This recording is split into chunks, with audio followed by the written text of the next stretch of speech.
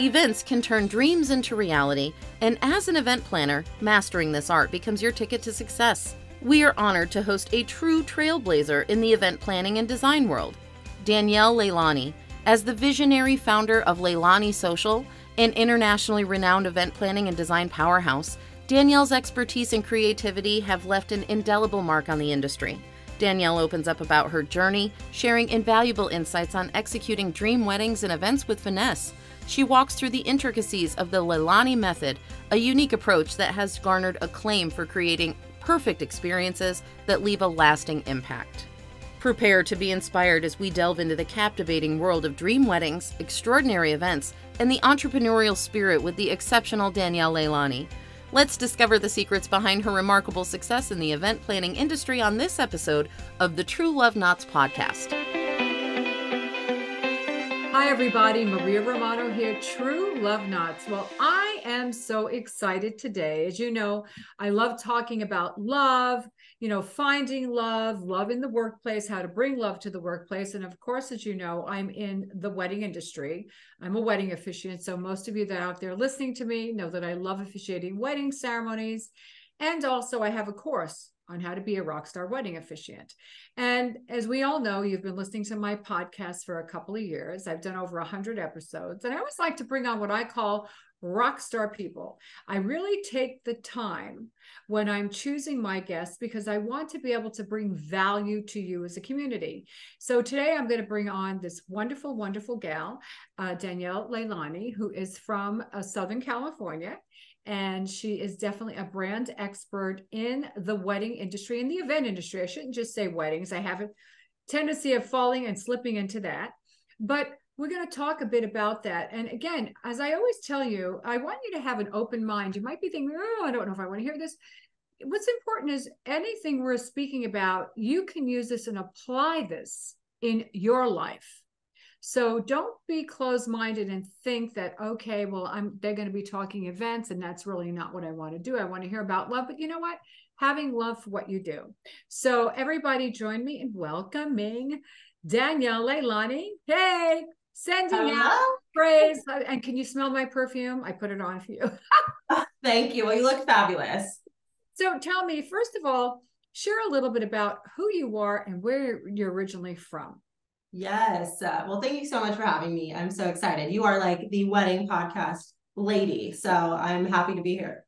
Well, I'm Danielle Leilani. I founded Leilani Social 8 years ago. But 10 years in the industry in September. And so more about me, I've always been a fan of girls.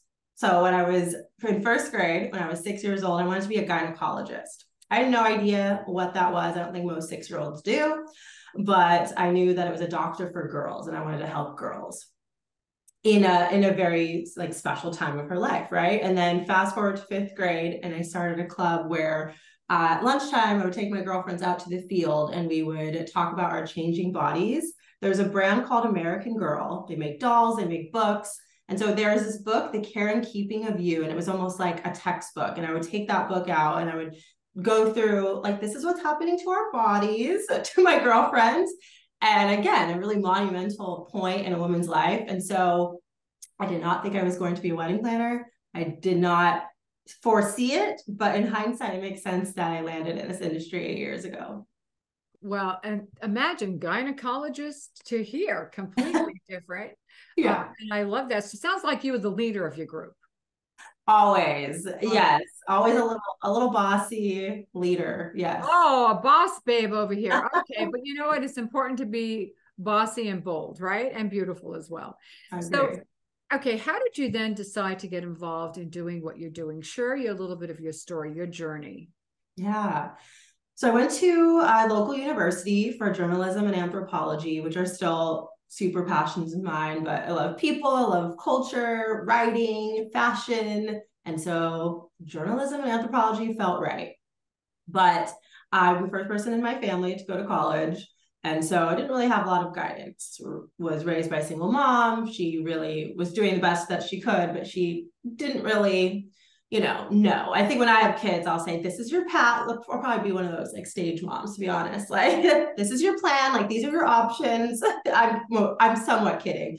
But, my mom was like, you're just smart. You're beautiful. I know you're going to make it, but I don't really know how to guide you because I didn't grow up this way. She had a crazy upbringing. So I kind of just studied what I liked. And then I learned kind of towards graduation that all of the writing opportunities for magazines, which is what I really wanted to do, were in New York, and I'm from California. Didn't want to leave my mom, didn't want to move across country. I never even traveled on a plane at this point, the end of college.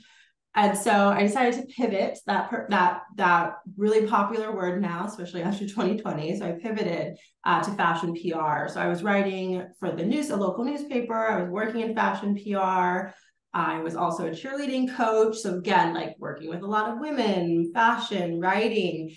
And then I don't know if I want to age myself, but like a year after college, let's say, I was like, okay, I need to put all my eggs in one basket. Like, this is not sustainable. I'm not really making a great living. How do I put all of my passions and all of my loves into one career path? And I was actually dating a wedding photographer and videographer at the time. He has his own business, and we were young, I guess I'll age myself, early 20s. I said I was just out of college, right? And so, I loved his life. He was 24 and he had his own office, and he was always at weddings, and he would take us on a date, and then he'd say, bye, I have to go back to the office and work. And I just loved his lifestyle. And I loved seeing him work for himself and working in this glamorous industry of weddings, which I had no clue about, but it was so glamorous. I attended a few weddings with him just as like a photo assistant. And so we had a little conversation on the way back from a trip. We had gone to wine country for a weekend trip. And I was like, I need to put all my eggs in one basket. I don't know what to do from here. I say I had a quarter life crisis, right? And so he said, you'd be a really good wedding planner. And something clicked. And I'll actually tell you a story about Leilani later on, which is actually very weird, and why I feel like it was kind of divine that happens. And something clicked, and I said, I think you're right. And so the day after, I cold called wedding planners, got an internship, and fast forward 2 months later, I got a full-time job in the industry, was there for 2 years, and then started my business 2 years after that. Wow, what a journey. You know what? There are many, many young people, and I'm glad you shared this, because I know a couple of people that, as some of the chapels I work out of here in Las Vegas, that are going through their crisis and their young crisis. They're out of college and they get their degree, and that's great. You need a degree. I mean, there's no question today about that. And something that's useful, right? As far as, and you did journalism, anthropology, totally different, but I think it's a wonderful start, right, for you. And then you think about, you wake up and what do I really want to do? Is that my passion? So you found your passion. You started planning weddings. So, okay, so now tell us that journey into Leilani. Yeah. And to your point, I feel like I use journalism and anthropology every day, which is interesting, right? In a very abstract way. So Leilani. So I was with a company for 2 years. After about a year, I started thinking I can do this on my own. I want to do this on my own. My soul was kind of calling me to do things in my own way. And a boss I had previously told me, Danielle, you're going to have your own business one day. And honestly, at that point, I was not around entrepreneurs growing up. It really wasn't. I knew I would do something big or exciting with my life, but I really had no idea that would be owning my own business. So he kind of planted the seed. The ex, thankfully for him, and then, or that I'm thankful for him. Gotta give him a shout out. I think everyone comes into your life for a reason, and that was definitely one of his. That's true.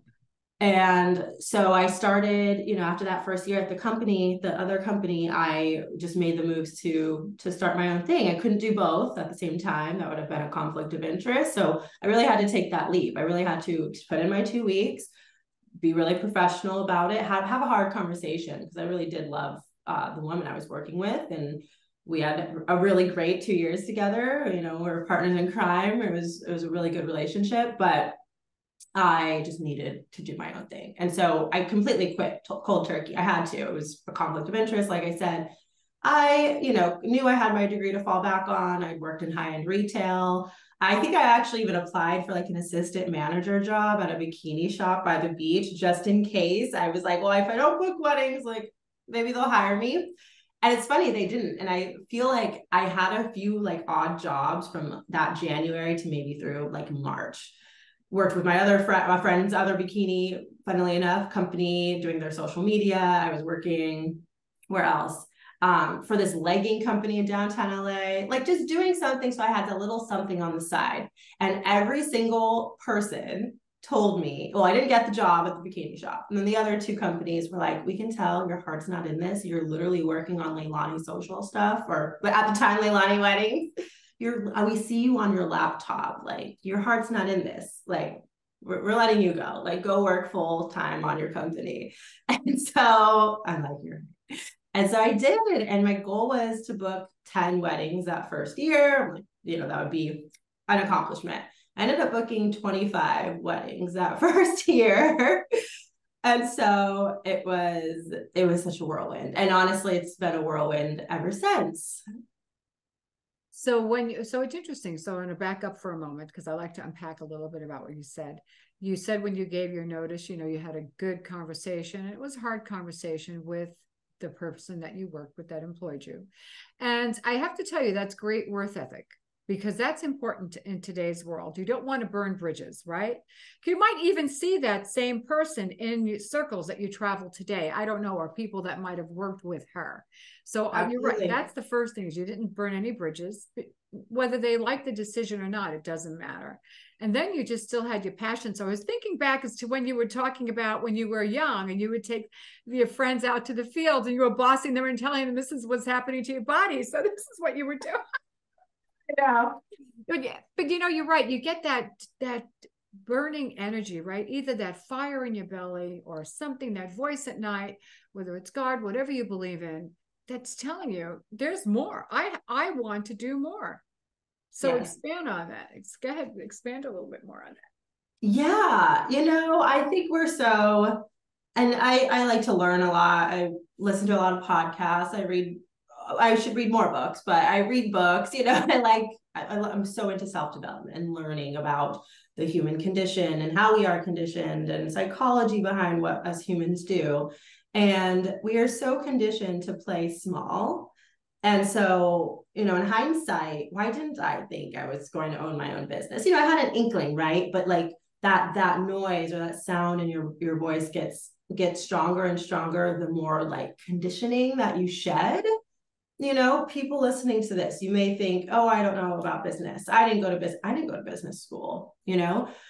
All these like stories and narratives and excuses and reasons we can tell ourselves to not do what we know in our soul and our gut. It's not even like a brain thing, because this thing lies to us. This is not what we want to listen to. Our brain, our heart, our gut. And here, if you're living your full purpose, if you're doing what you're meant to do. And so, I always had that feeling, and then I got stronger and stronger and stronger, where it wasn't even a choice. It was like my, that inner intuition like took over what I even wanted. Say if I wanted to stay there with her, she was a great boss, and I wanted the comfort of being, having that paycheck every Friday and having that, cushy job security, which totally understand that, right? But I think at some point your intuition and that gut feeling takes over.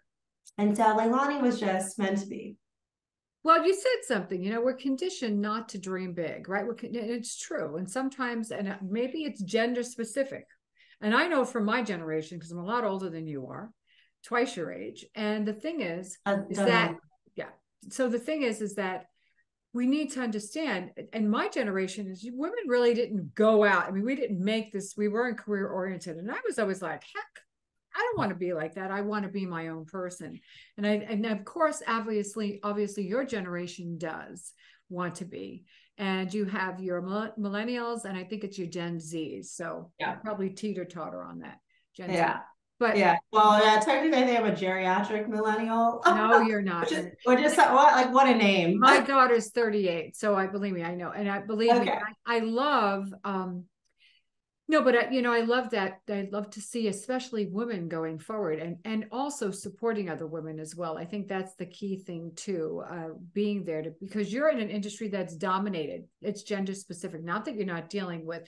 Actually, we deal in the wedding industry. We deal with gender, not just genders, but we also deal with the gay population, the lesbian population, the transgendering, right?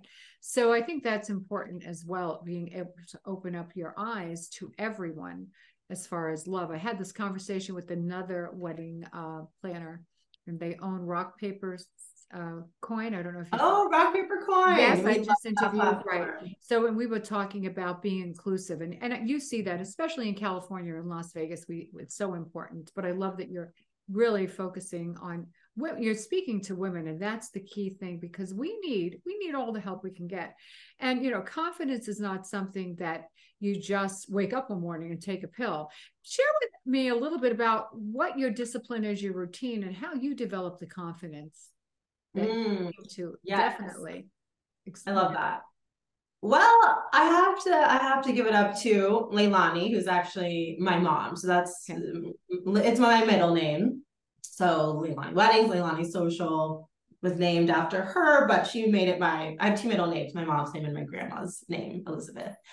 And she was older when she had me. I was definitely a little later in life surprise. And she always wanted a girl. I have a half brother, who's 18 years older than me. And so when I came along, I was like her little doll. She would dress me in, fan of jewelry out of the womb. I always say, like, she would dress me literally like a doll. Photos of me as a kid, it's like decked out from head to toe, Disney, cheetah print, like outfits.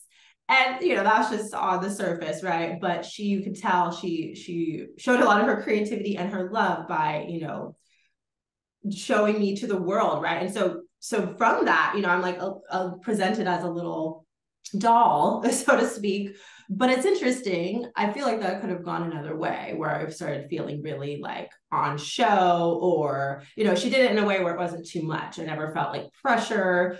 I really translated it into, and this was also with the help of her words of affirmation: you're smart, you're beautiful, you're talented. I remember these words constantly being told to me. You're going to do big things in life. You're so smart. And so I think that conditioning really did help. And then, I've always been a little bit delusional. and I always tell women. Me too. I am. Yeah, you got to be, right?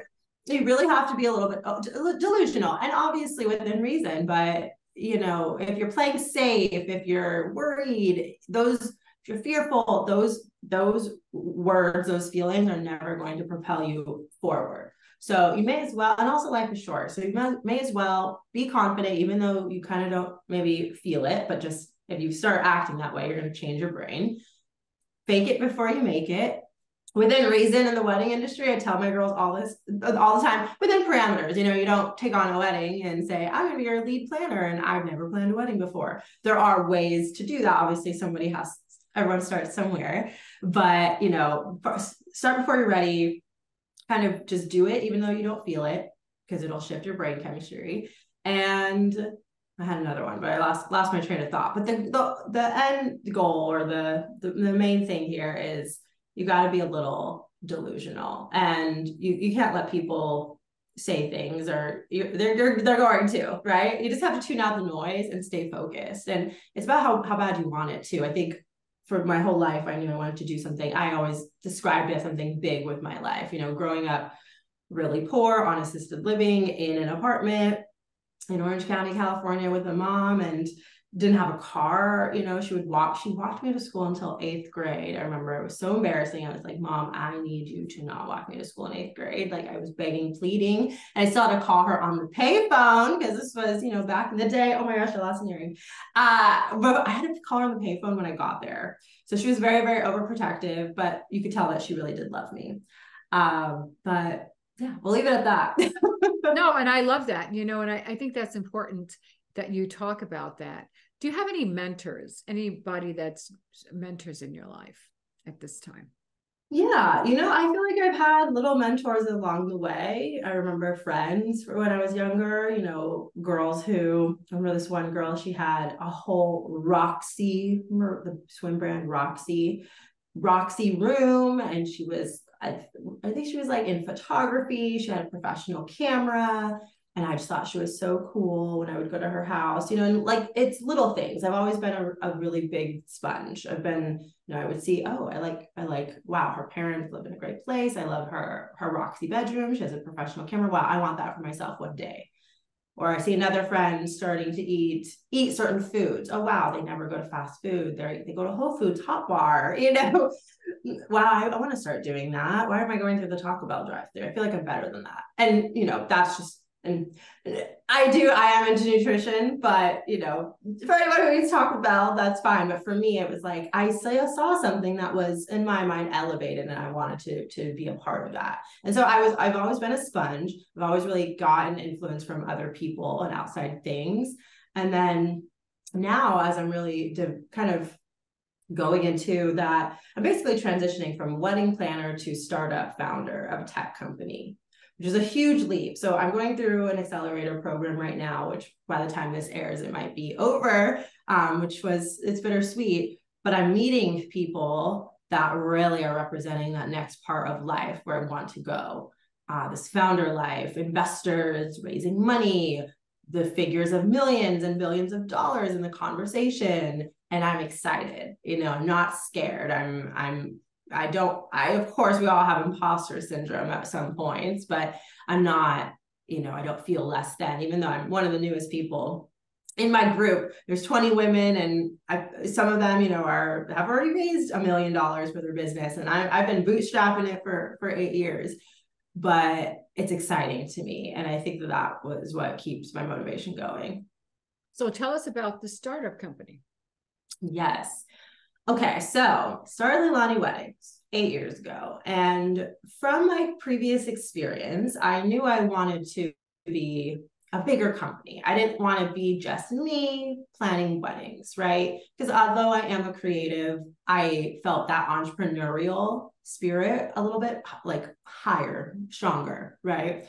And so that first year, I had a couple of girls on the team. We did the 25 weddings. I did maybe 20 of them. One girl did like 2 weddings. One girl did like 3 weddings. So I kind of from the beginning dipped my toe in training people and kind of starting to build that blueprint where I could scale. Even my business was never an LLC. It was like a corporation. Even when I, did the legal Zoom paperwork. So I was always thinking, okay, this is going to be bigger.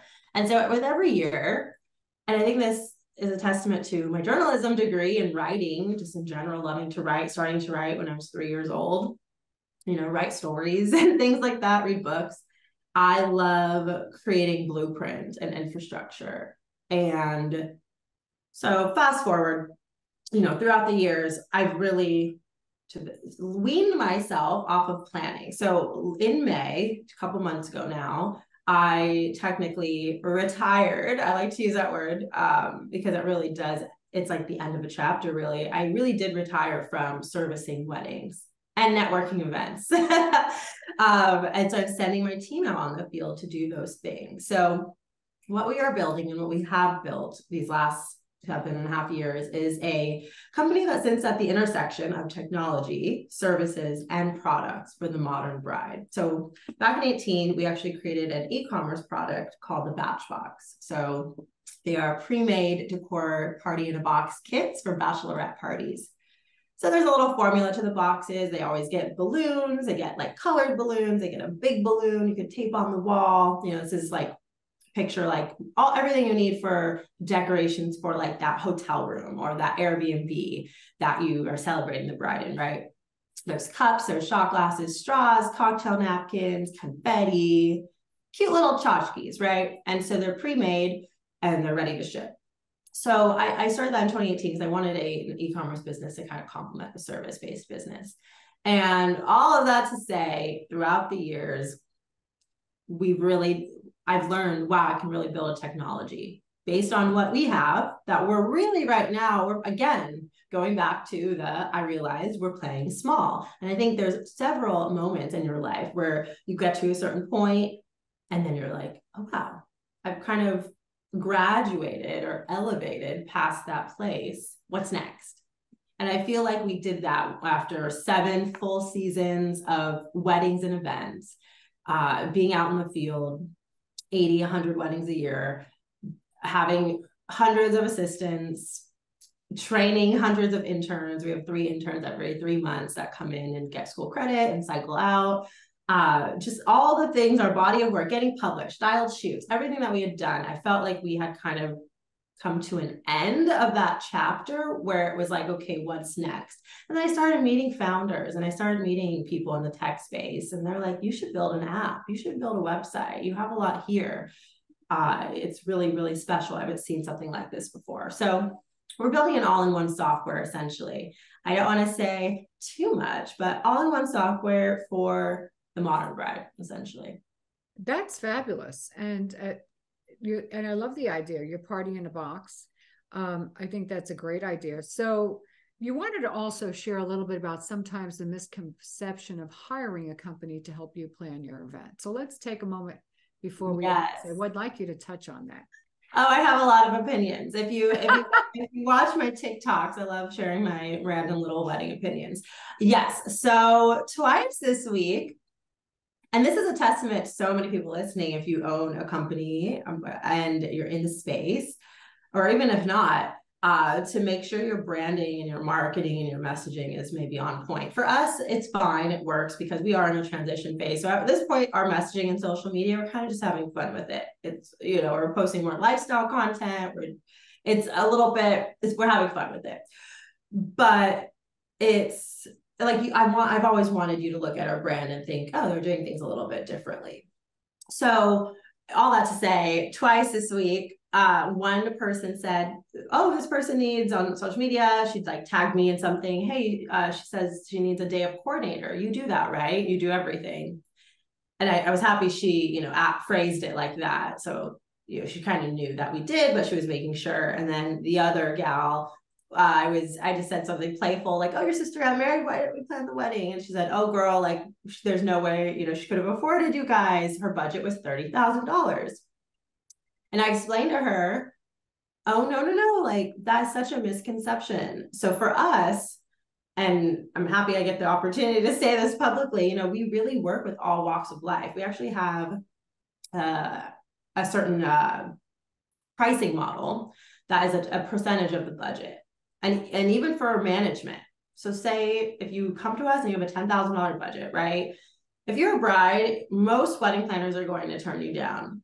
And for us, they might offer you wedding management, but it's going to be $2,400, maybe $3,000. And on a $10,000 budget, you're going to say that's not accessible to me. And you're probably going to end up either having your mom, maid of honor, friend, coordinate your wedding. You're going to be stressed and it's not going to be the most ideal day for you.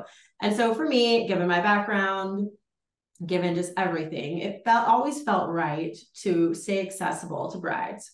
So we work with clients from $12,000 budgets for their whole wedding. We just did one last month, to $500,000 for their whole wedding, right? So that's kind of our range. So we are one of the only companies that really stay accessible. And no, we're not discounting. We don't have prices. We don't have prices listed on our website. We used to, and they shouldn't be up there anymore. Our website is old. We don't, when we consult with them, we don't give them pricing. We assess, what is your budget? Okay, great. We'll take 20% of that. And then we'll see where you land. If you have a $20,000 budget, okay, that's about $4,000. What do we feel comfortable? What services do we feel? It's almost like a meter, right? And so if that is aligned, you're with that, great. If you say, oh, that's a little bit still too expensive, okay, let's decrease. If you're okay with spending a little bit more because you want that more full service, then we can increase. We try to really stay flexible, because for me, I don't know, this is an unpopular opinion, but I think sometimes pricing is so subjective and so silly, because a $12,000 wedding planner and a $20,000 wedding planner, it's one of those things where, in my experience, you're not paying more for more expertise, more experience, more of anything. And again, that might be an unpopular opinion, but I really do feel that way. So I think letting the client decide has worked for us. So. And I like that analogy because being on the wedding officiant side, which I think kudos to you to be a wedding planner, because there's so many moving parts, which has helped you also with what you do in life and bringing you roundabout to where you are today with now creating this technology, this app.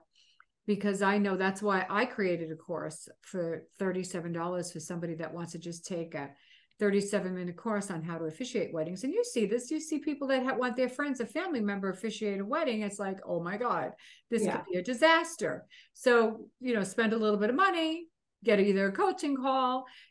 People have this misconception, oh, I've got to take a course, or I've got to learn this. It's going to take me hours and hours. Well, it depends. You might want to do that if that's a field you want to get into, just like wedding planning, officiating. So I understand totally what you're talking about.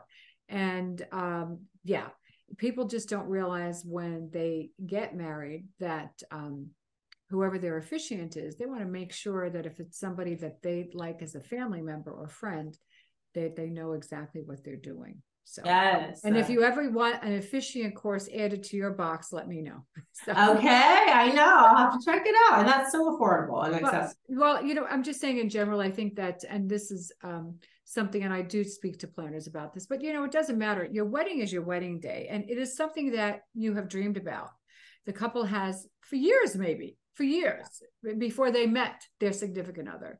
And what you're providing is you're taking that day and you're turning those dreams into an experience that they're going to remember. It's a legacy experience. That's what it is. It's a legacy of love.